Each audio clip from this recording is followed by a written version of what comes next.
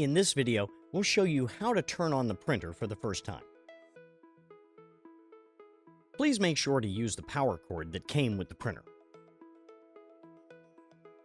Push the power cord all the way into the port.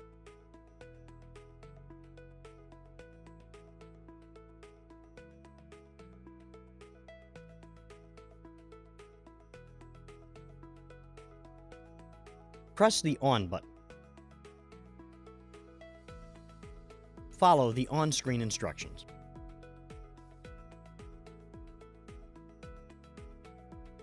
If this screen appears, press the on button to turn off the power. Check that the orange tape and protective material are removed, then turn the power back on.